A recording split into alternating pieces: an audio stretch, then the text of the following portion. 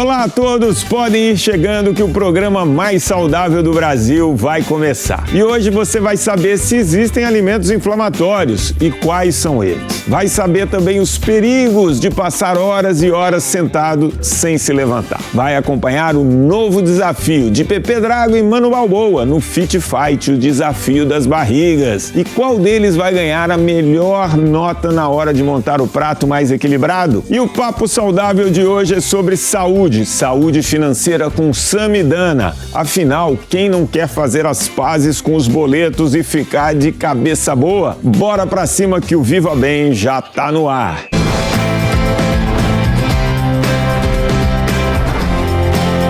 Jovem Pan Viva Bem, com Márcio Atala.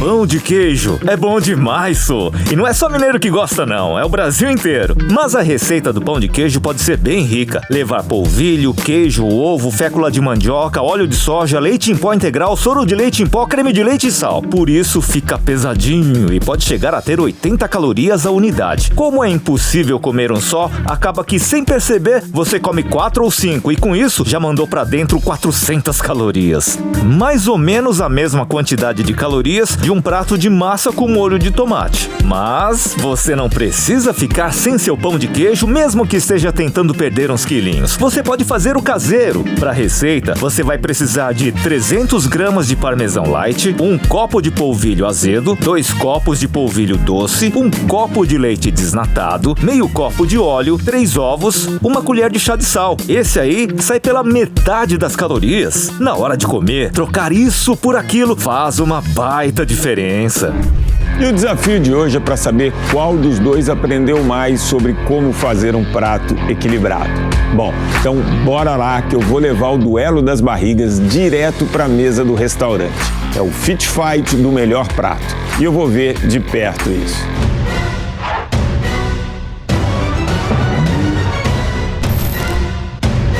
Bom, estou aqui porque o desafio dessa semana não vai ser atividade física. Eu falo muito do movimento, da importância que a atividade física tem nesse processo. Só que a alimentação é tão importante quanto. E a gente passou aqui algumas recomendações. Então hoje o que eu vou querer? Quero que vocês cheguem no buffet, façam um prato e venham para a mesa. E eu vou dar uma olhada de como vocês têm montado um prato. Se realmente dá para tirar alguma dúvida e ajudar vocês nesse processo. Se eu copiar o teu prato, eu vou ganhar. Eu vou empatar e tô ganhando. O PP é muito competitivo. Cada etapa da competição, ele tá mais focado no que eu tô fazendo do que no que ele tá fazendo. Isso é estratégia vencedora, maninho. Você não tá emagrecendo nada e eu tô mantendo meu peso pra ganhar. Pode se ver. Eu vou te falar, ele tá igual o time que vai jogar fora de casa, na retranca pra empatar. Cuidado. Bora montar o prato. E deixa assim eu copiar que eu vou te mostrar como é que se faz o prato.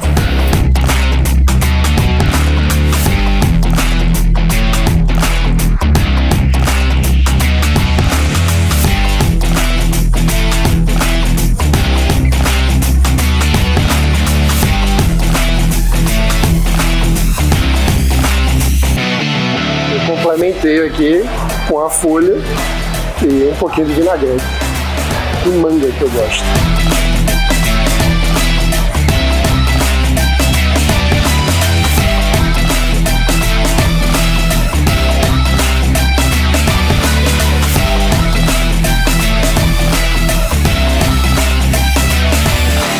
O mano avacalhou, colocou feijoada. O mano resolveu fazer um prato de feijoada. Eu acho que ele desistiu da disputa. Bom, eu espero que esses pratos de vocês, eles sejam reais, né? Que isso seja todos os dias. É, Pepe? Meu prato é real. Eu tô no processo de emagrecimento e tô querendo mudar meu estilo de vida. Sei como é. Quando a gente fala daquele My Plate, que é uma orientação como se montar o prato, foi muito parecido aqui, né? Os dois colocaram salada. A diferença que a gente pode ver aqui é que o Mano colocou um pouquinho de molho, mas uma quantidade muito pequena de molho, né? Os dois colocaram arroz e feijão. A diferença aqui no arroz e feijão, na verdade, foi que o mano optou ali para uma linguicinha, alguma coisa ali, um pouco mais de gordura. Os dois têm fonte de proteína, né? Então, tem aqui o frango e o peito de frango. Você colocou ainda uma batata sem fritura, o mano foi numa banana frita. Então, quando a gente analisa esses pratos, assim, os dois estão bem equilibrados. As duas? Calma, você tá nervoso. Aqui, não. Os dois estão muito equilibrados, com boa quantidade de proteína, bastante fibra. O humano perde um pouquinho. Aqui também. Isso. O humano perde um pouquinho na quantidade de gordura. Então, num processo de emagrecimento, a quantidade de gordura faz a diferença, porque 1 grama de gordura tem 9 calorias, 1 grama de proteína tem 4, 1 grama de carboidrato tem 4. Então, quando você tem ali a banana frita, um pouco mais de linguiça aí na feijoada, você tem uma fritura a mais, você adiciona um pouco mais de gordura. Pensando no emagrecimento, seu prato está mais bem montado, mas os dois pratos estão bem montados. A questão é a seguinte, eu fui real. O PP tá fazendo cena aqui. Não, mas eu tô comendo isso ultimamente. E aquele stories ontem no Barbacoa, cheio de carne gordurosa. Proteína com salada, mano. Vou dar uma nota, né? Porque senão o PP fica falando que eu não tô sendo imparcial. E a regra é clara, tem que ser imparcial. Então eu vou dar uma nota 8,5 pro ano e você vai levar um 10. Olha aí. E agora a gente pode trocar de prato. Agora vai pra vida real, né? A vida real agora. Mas o que vai importar no final é a consistência, Pepe. E a circunferência abdominal. Então, bom apetite, os dois estão de parabéns.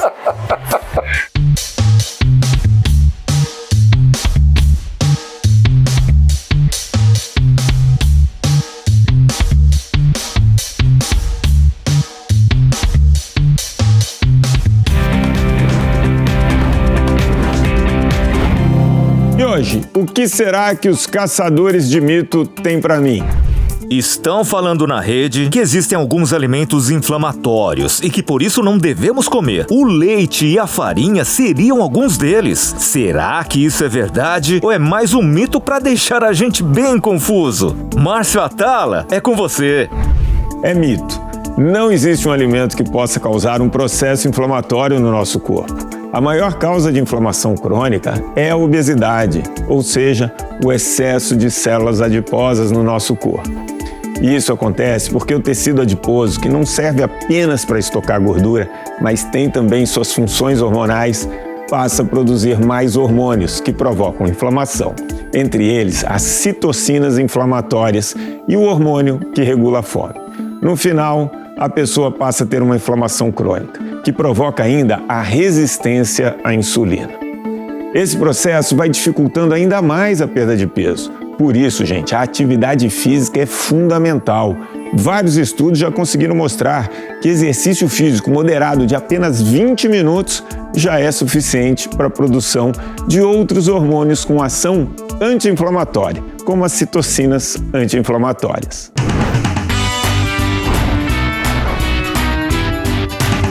O Saia do Sofá de hoje está para lá de especial.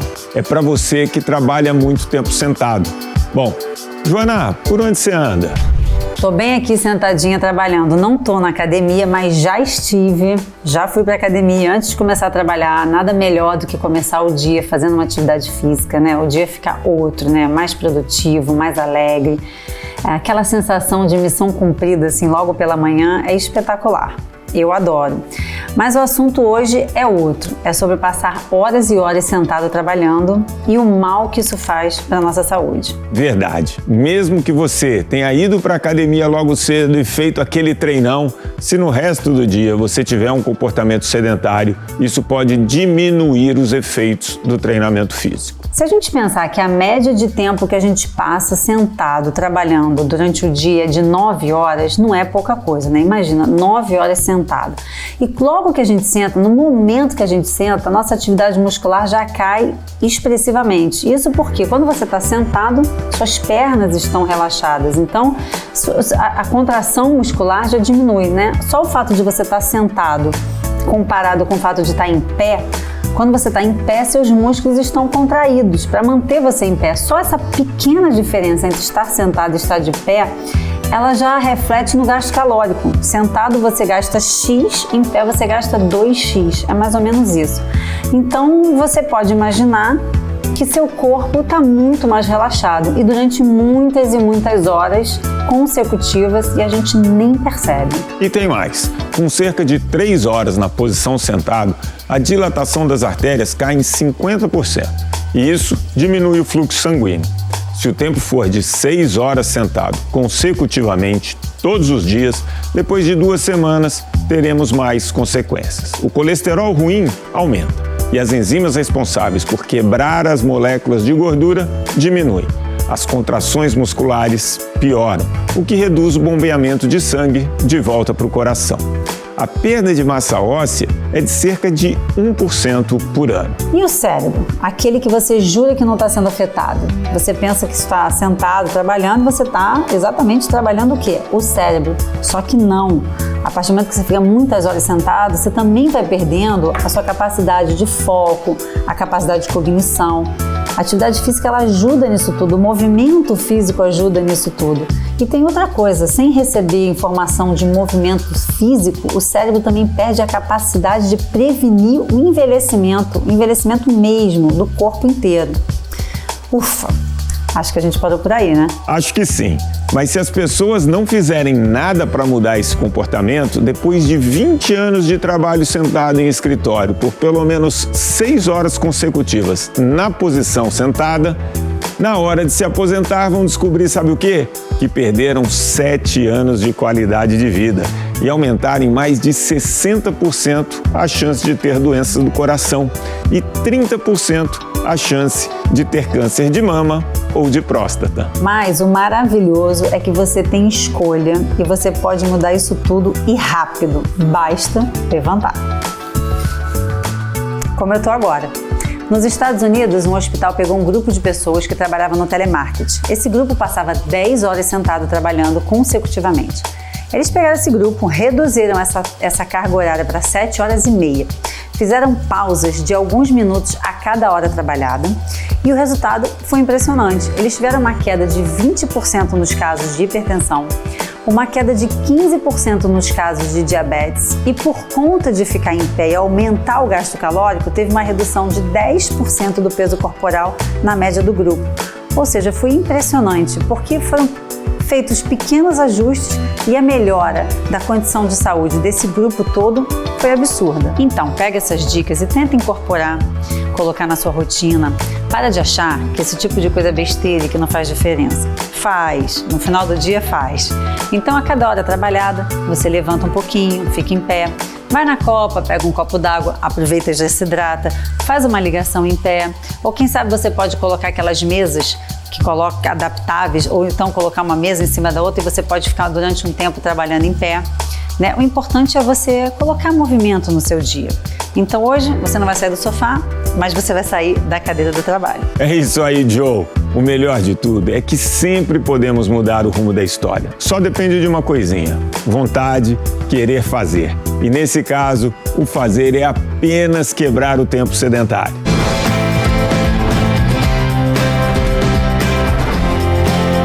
Jovem Pan Viva Bem, com Márcio Atala.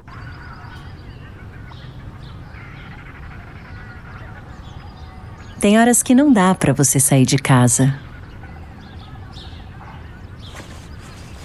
Por isso, nosso cuidado vai até você. Entrega rápida Drogazil. Obrigada.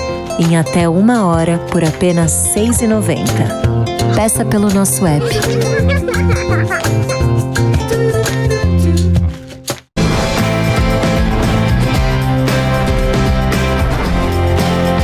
Jovem Pan Viva Bem, com Márcio Atala.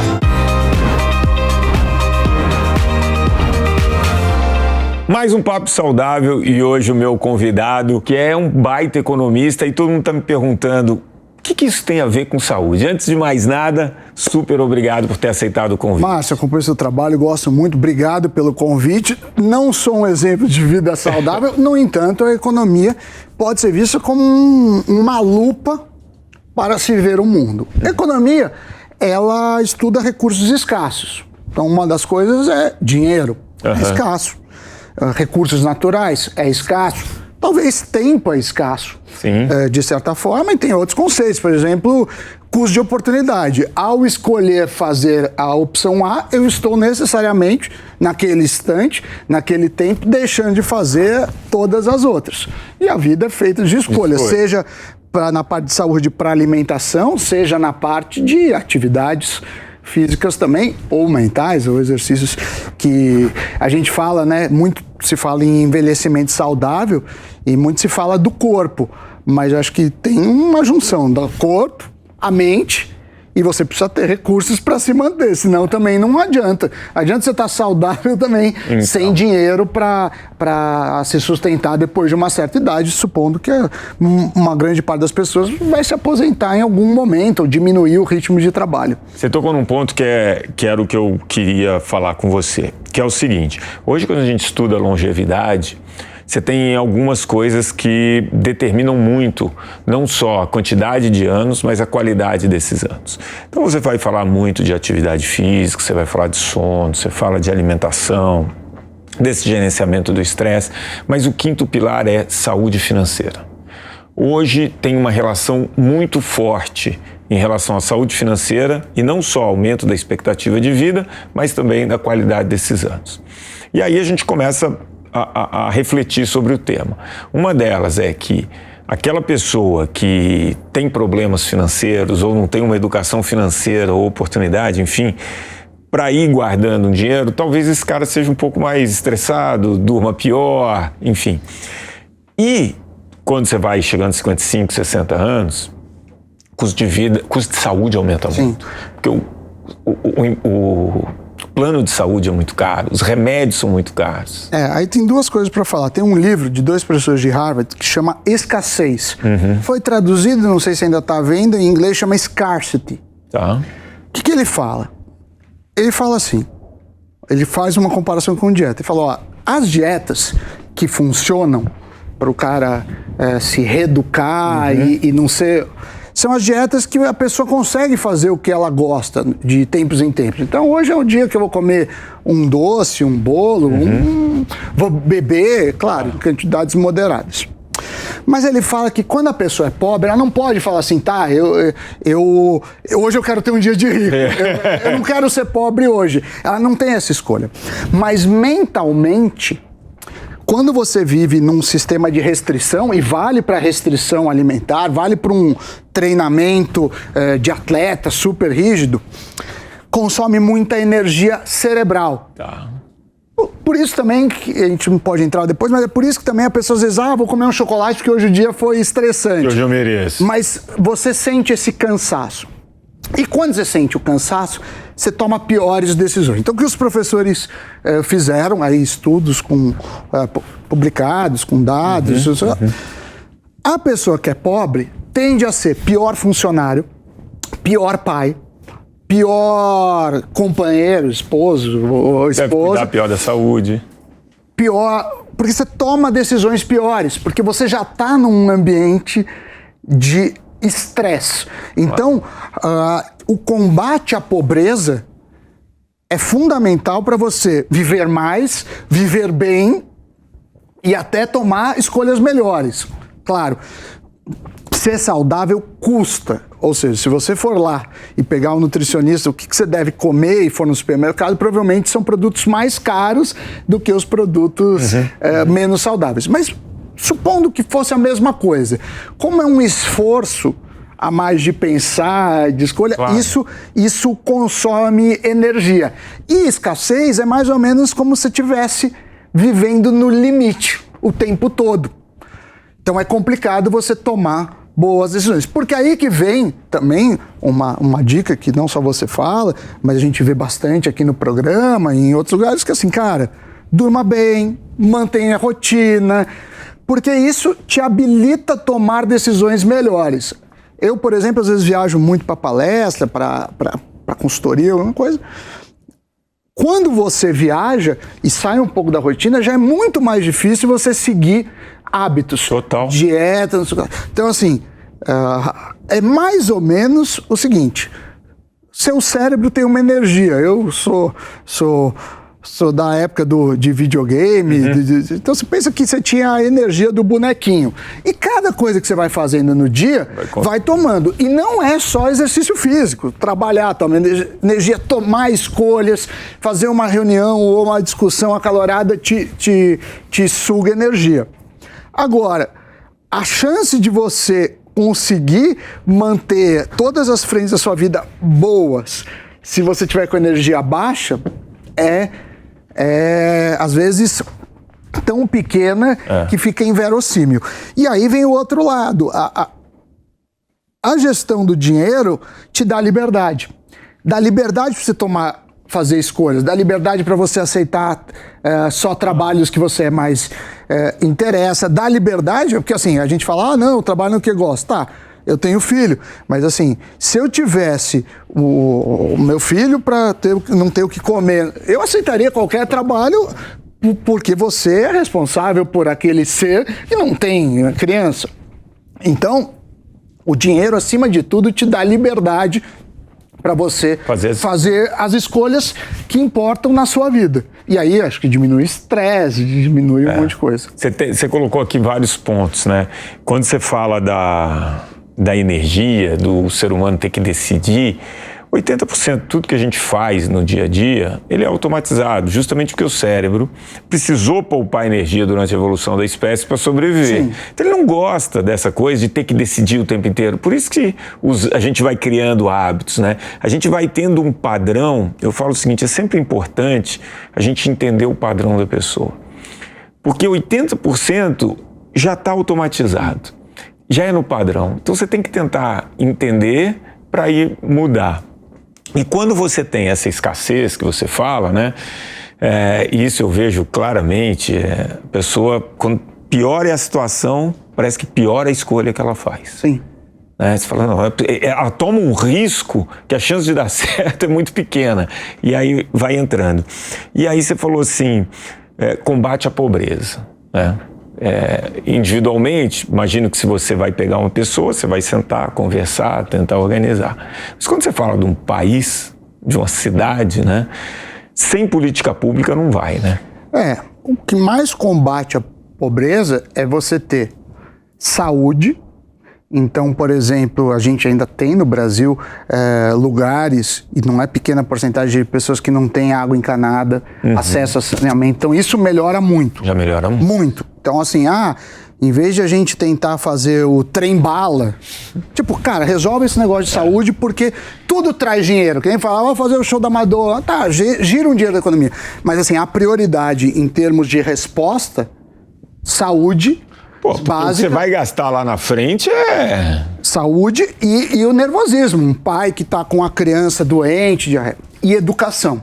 Porque, obviamente, eu tenho uma visão liberal de economia, você fala assim, tá, eu quero que seja meritocrático.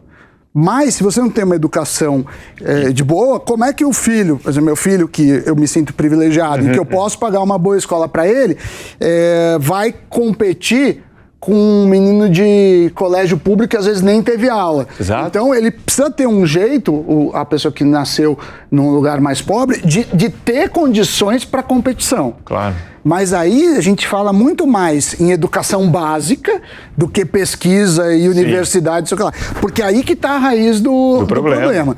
E quando a gente vê o governo, a gente tem estatal de petróleo, tem muito estatal no Brasil. Eu acho que a visão devia ser assim, vamos dar saúde e educação. Antes de fazer isso, você não pode fazer...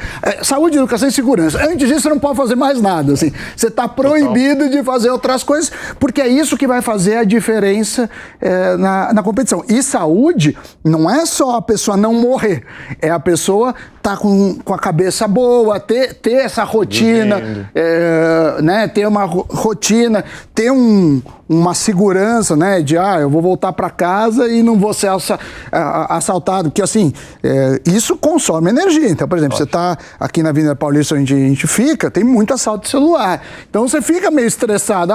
Seu celular. Isso consome energia do que você tá andando num lugar que você sabe que é seguro. Então, você começa a ver essas pequenas diferenças, mas durante muito tempo... Isso faz diferença. Isso vai dar uma tranquilidade maior ou menor daqui a uns anos, né? Porque que a gente está vivendo mais é fato, mas a gente não sabe se está vivendo melhor, né?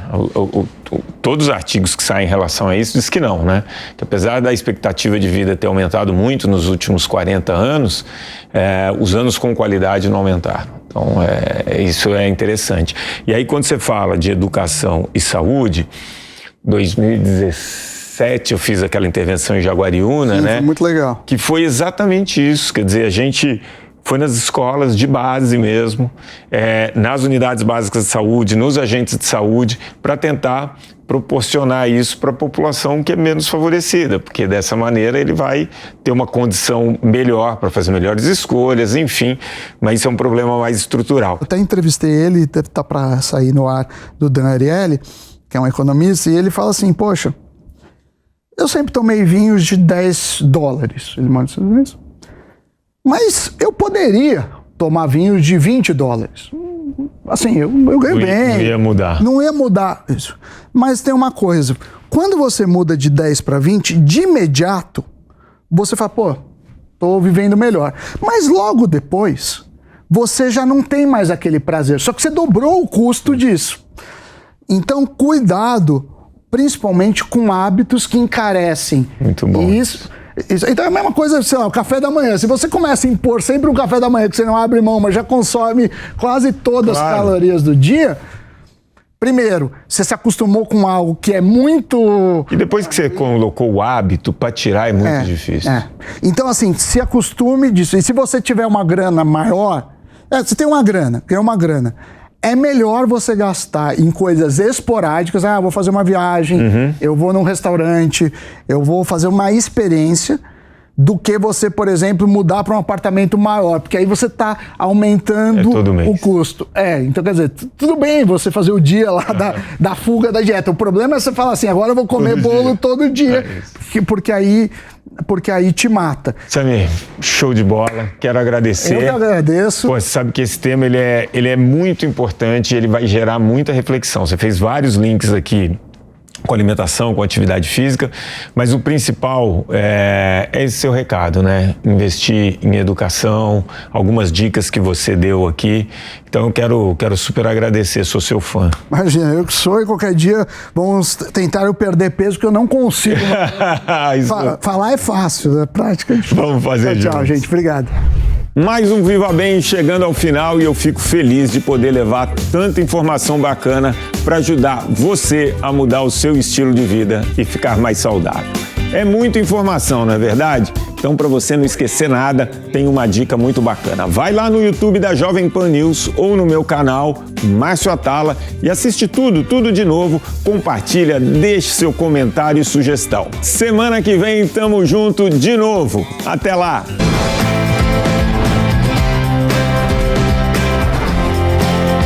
Jovem Pan Viva Bem, com Márcio Atala. A opinião dos nossos comentaristas não reflete necessariamente a opinião do Grupo Jovem Pan de Comunicação. Realização Jovem Pan News.